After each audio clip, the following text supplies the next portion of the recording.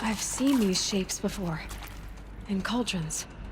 But of course, the birthing places of Gaia's machines.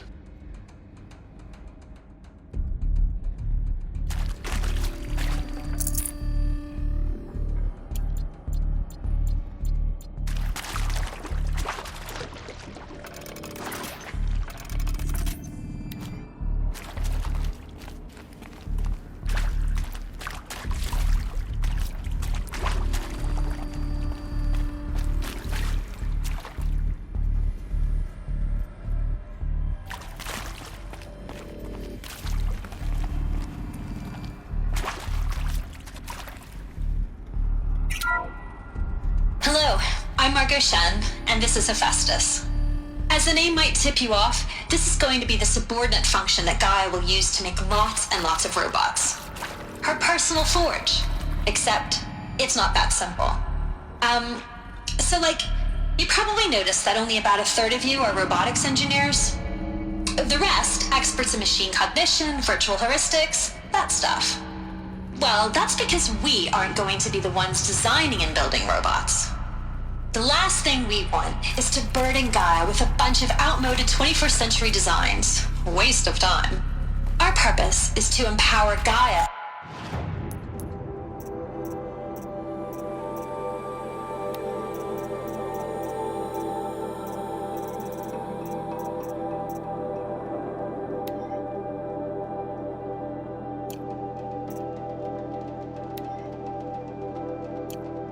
To build the robots.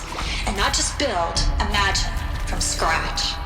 Any robot she needs, for any conceivable purpose, designed and fabricated at a snap of a finger. Hers. Her finger.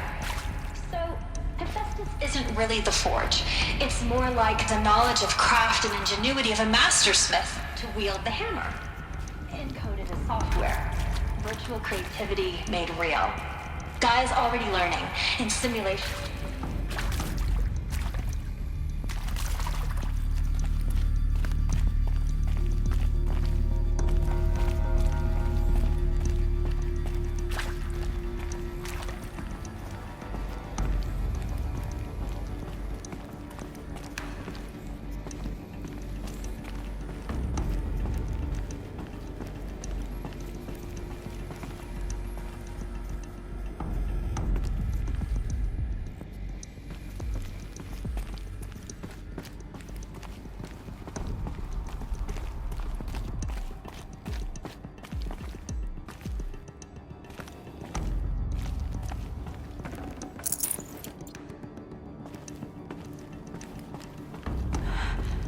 I think this is it. Elizabeth Sobek's office. But it's sealed off. There's got to be a way inside. Keep looking.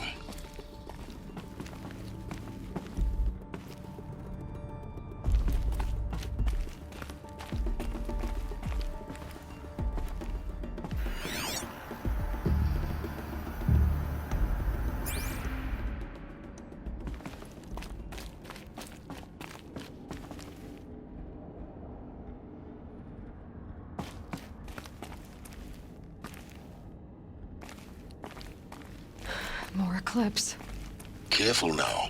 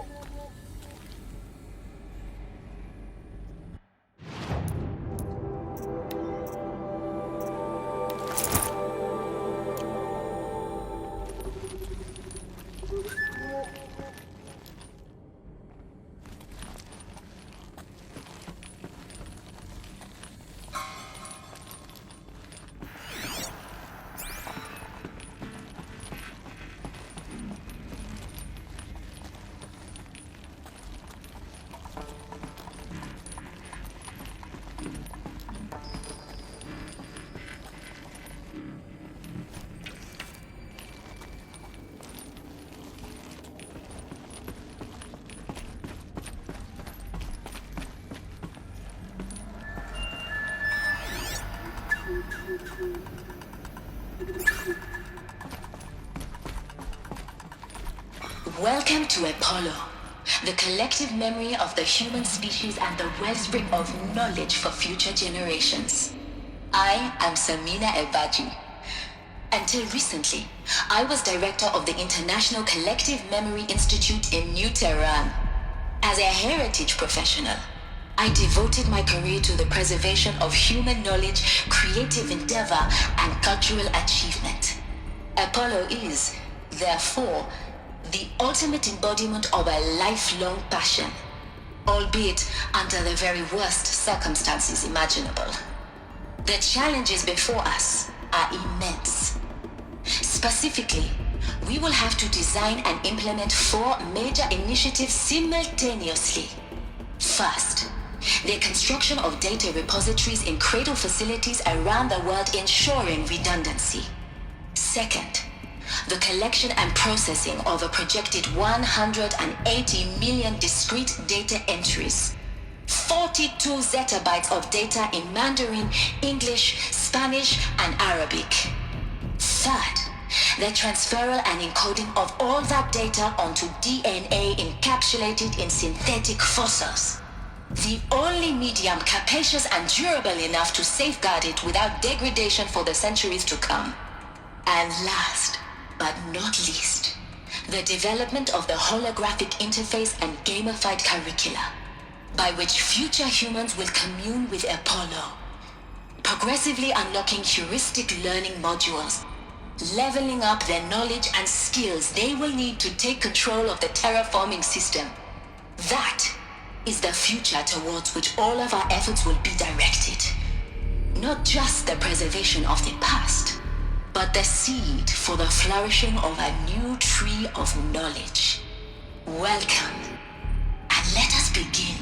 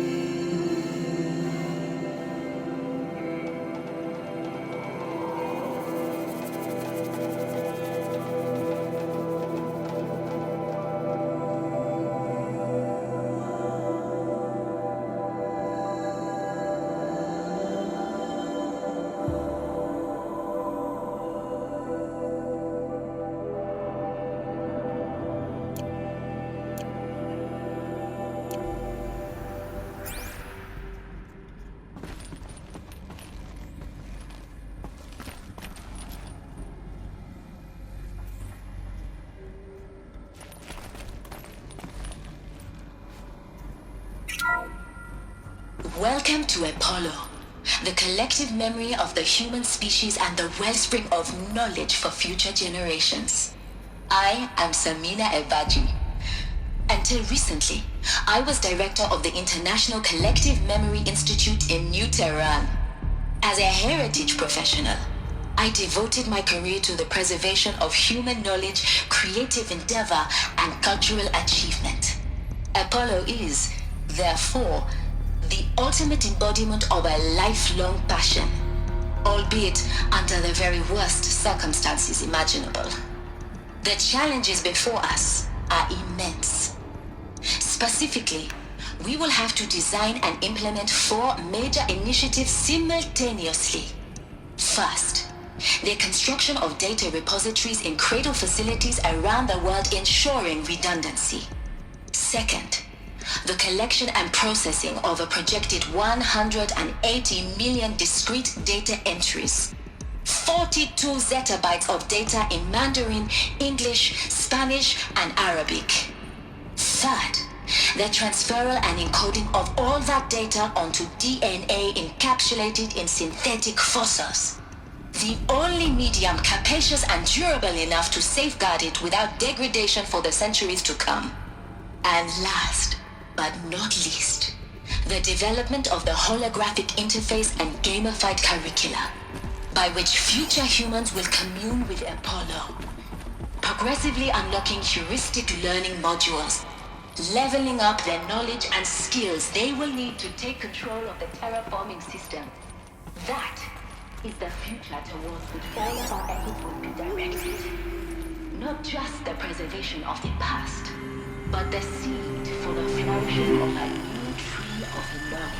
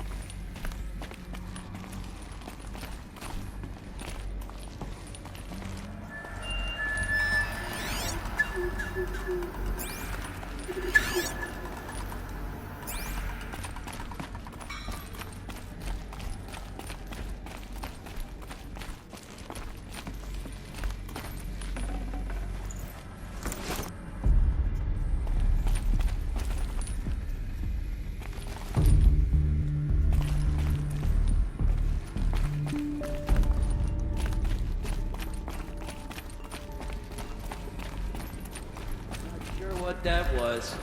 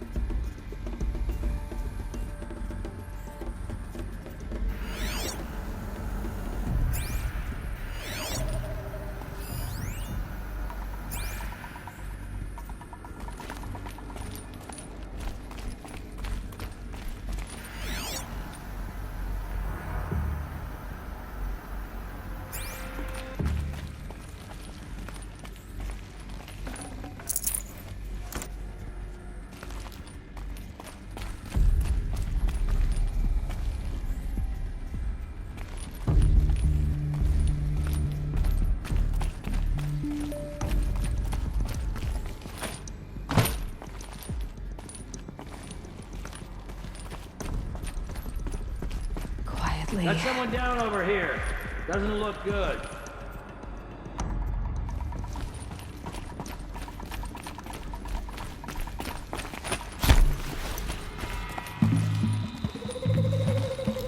bleed for this.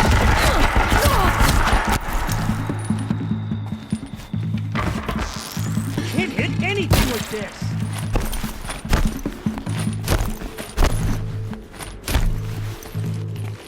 I will teach you to bleed.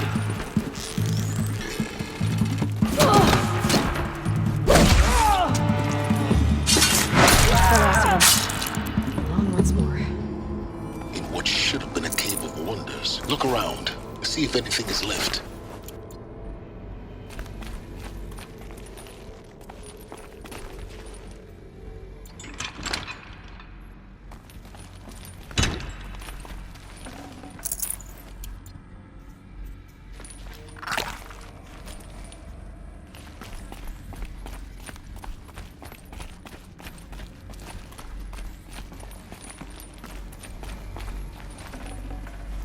Be prepared.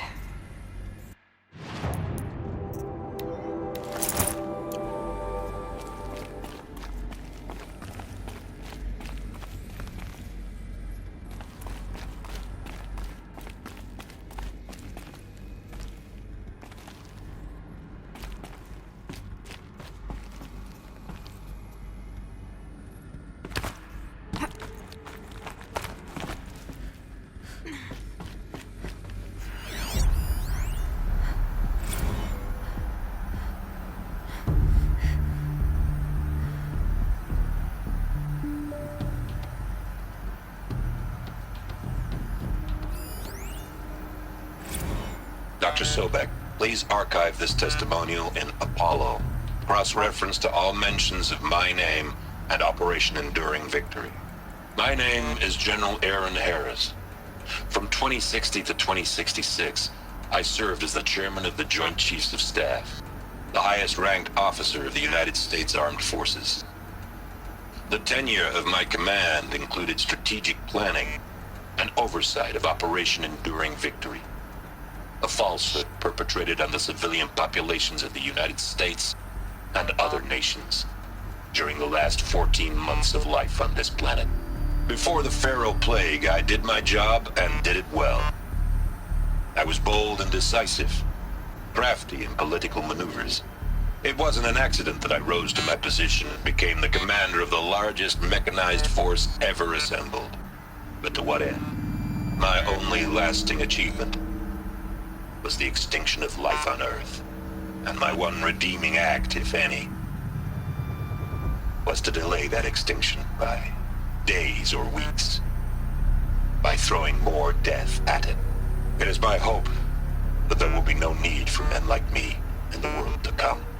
If you are one of the people of that future world listening to this message, please know that I am sorry and that I wish you well.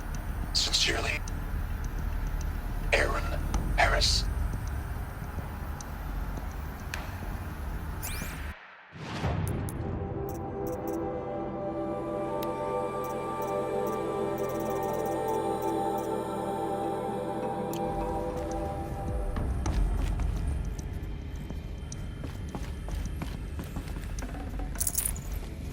Forget about traveling light.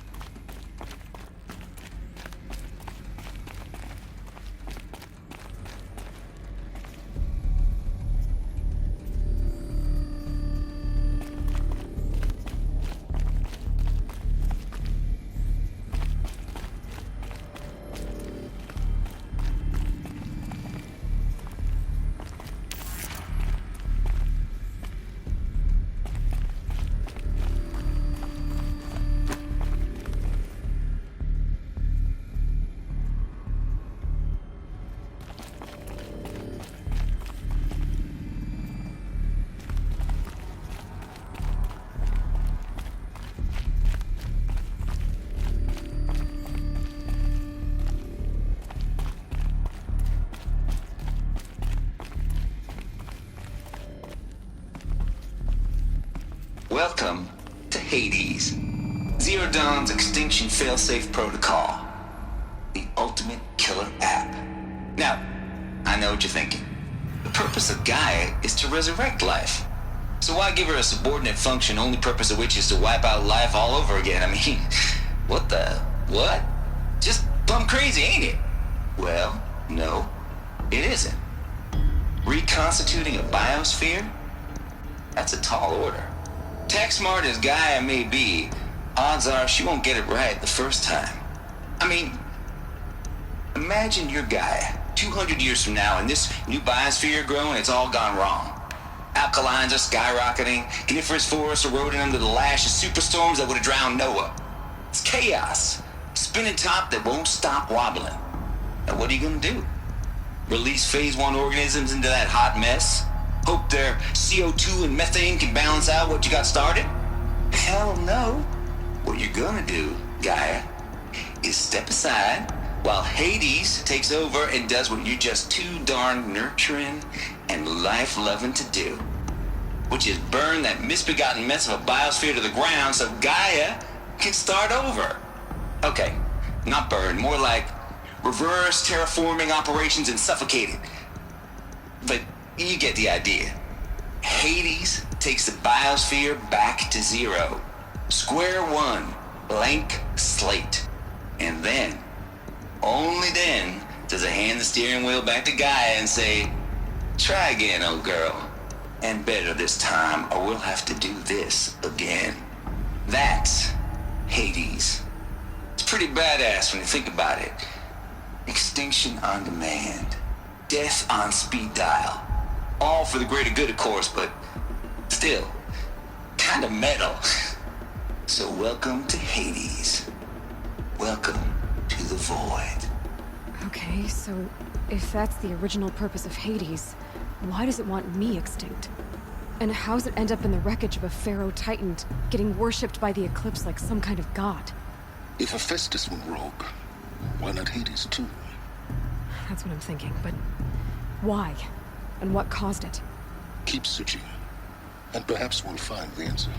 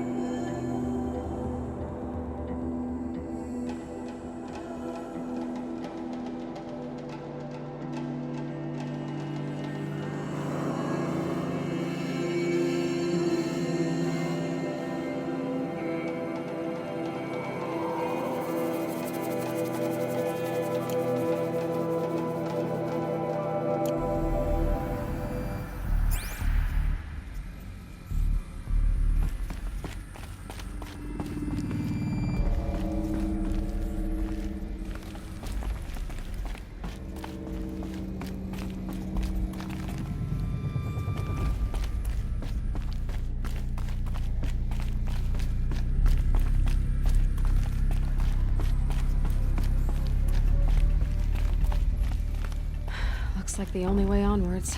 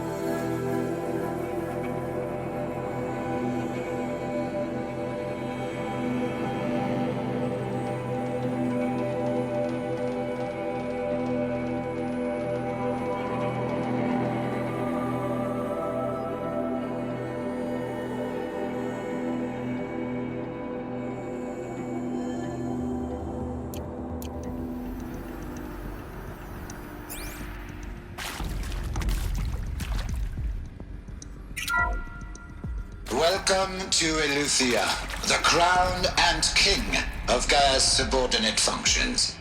For it is by Eleuthia that the human race will continue to exist.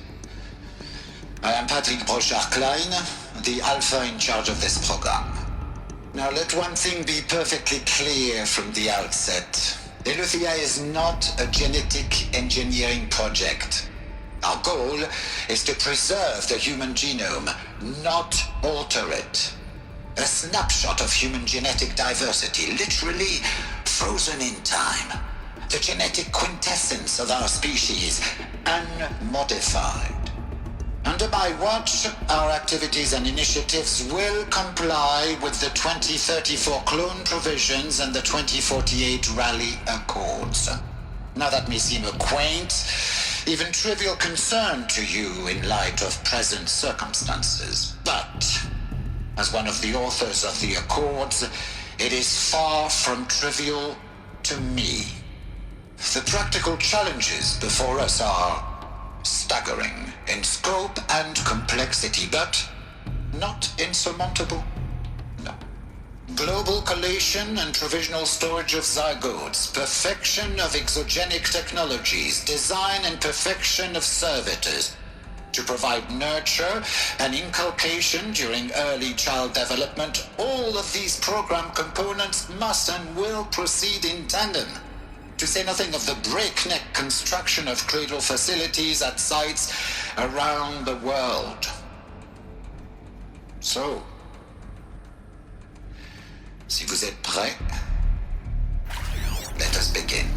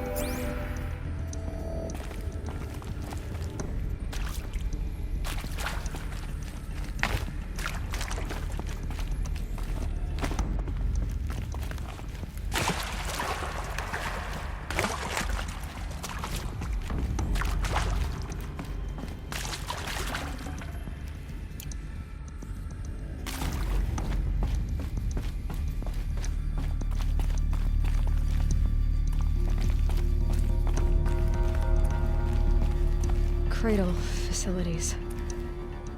Elizabeth said a new generation of humans would be spawned inside such places. She did. All Mother Mountain. It was one of them? There's only one way to be sure. The hatch wouldn't open. Something about a corrupted Alpha registry. I need to search Elizabeth's office.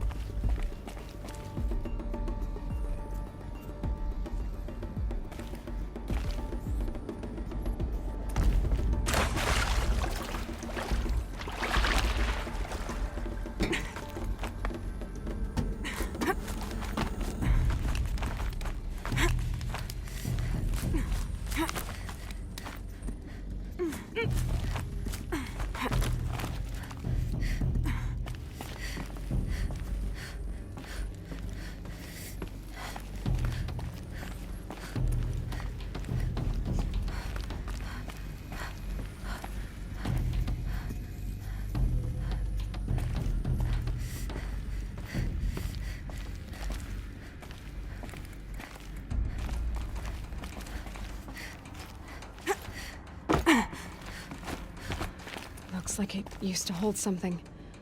Some component that got removed.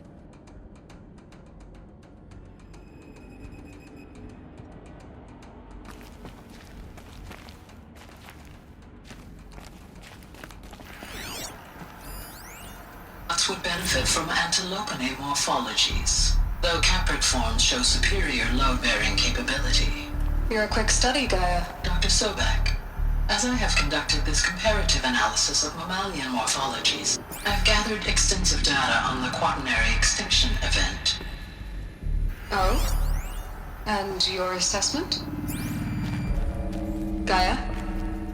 Logically speaking, the extinction was a natural consequence. And yet... And yet, I find the loss of megafaunal species unaccountably sad. That they passed forever into oblivion causes me to experience a grief that is difficult to describe. Am I malfunctioning? No, Gaia, you're not. This is good. It's very good.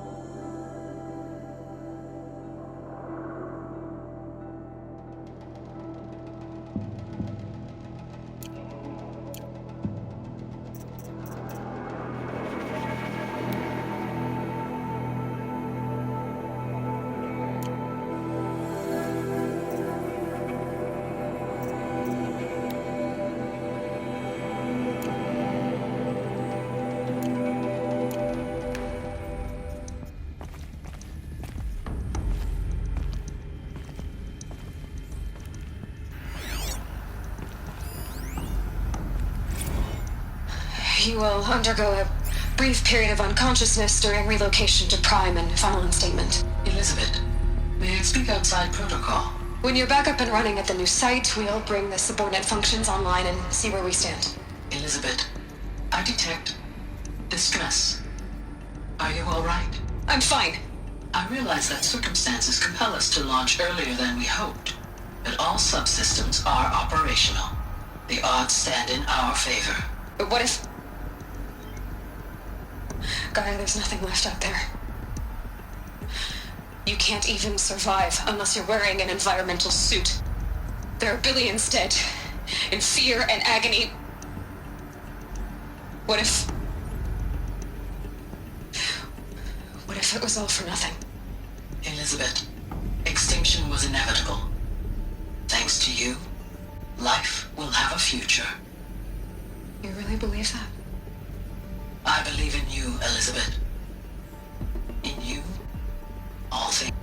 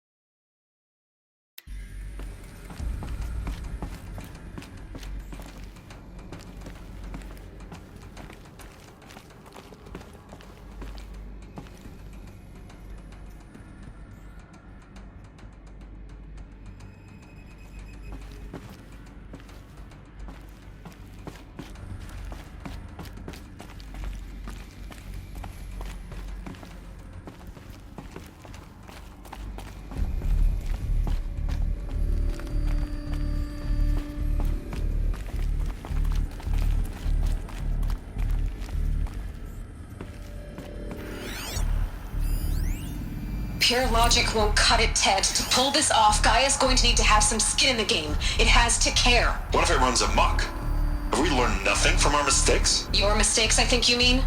All I'm saying is give it a kill switch. She was just born, Ted. I'm not gonna put a gun to her head while she's still in the cradle. You talk like it's a child. What if it becomes a monster? Elizabeth, may I speak outside protocol? Of course, Gaia, go on. I'm sorry to contradict you, but Mr. Farrow's argument is sound. At this point, the development of my psyche is not entirely predictable. To ensure preservation of life, a hardwired override is, I believe, a necessary safeguard. There. Satisfied, Ted? Jeez, Liz, just do what it says.